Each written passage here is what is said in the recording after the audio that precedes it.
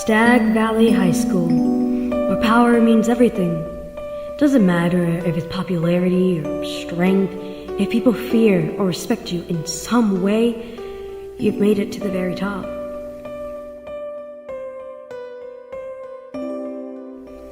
Carly Chambers, her stepsister Kelly Chambers, along with Alan Richards, Tony Harper, and the sort of leader of the group, Ryan Silva. They rule Stag Valley High with an iron fist. They reached this spot their sophomore year. Some fear them, but most mainly only respect them for their accomplishments. Fast forward to the senior year, there was this one group of new seniors who stood out to them. They didn't know why at first, but very soon, they did. Evelyn Wood as their leader, along with Cameron Foster, Anthony Howard, and Helen Adams all stand at her side. Somehow, they made a name for themselves on the third day of school. They were directly behind Ryan and his friends as well. Very soon it all began. Evelyn planned with Anthony's assistance, while Cameron and Helen carried them out. They were the school's best pranksters. Some were rather harmless, while others were harmful in more ways than one may think. However, the harmful ones were only done to those that had crossed them in some way. They even got a few teachers to resign or be fired for their actions. It would even take favors for others to get back at, say, their exes or something. For a slight price, of course.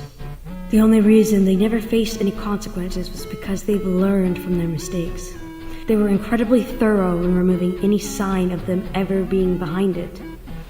They never got caught and didn't plan on it anytime soon. Then came the ultimate break, if you can even call it that.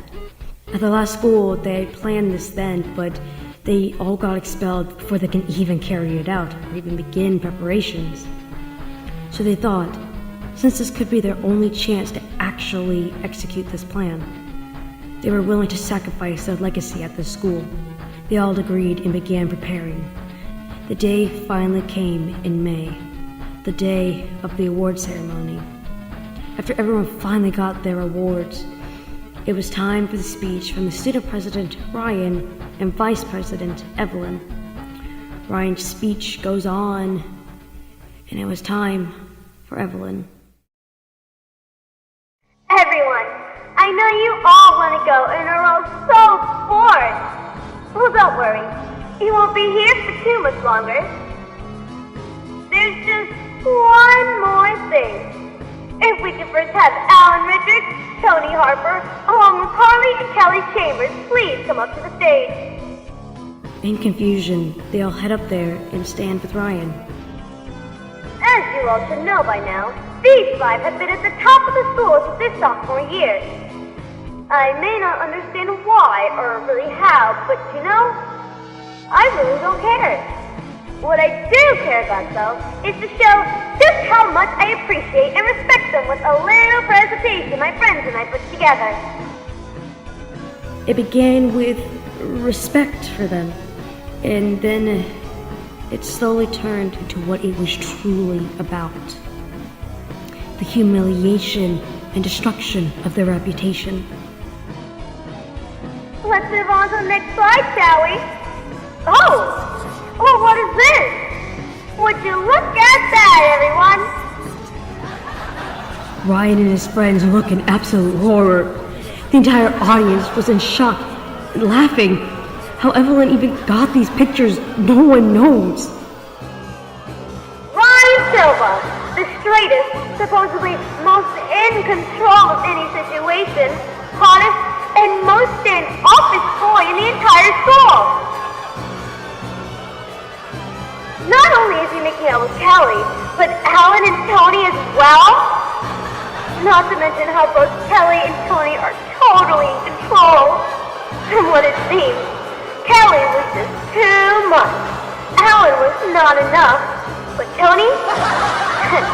Well, Tony was just right. I'm shocked. And he leaves Carly out of it? Guess she really isn't worth any time, huh?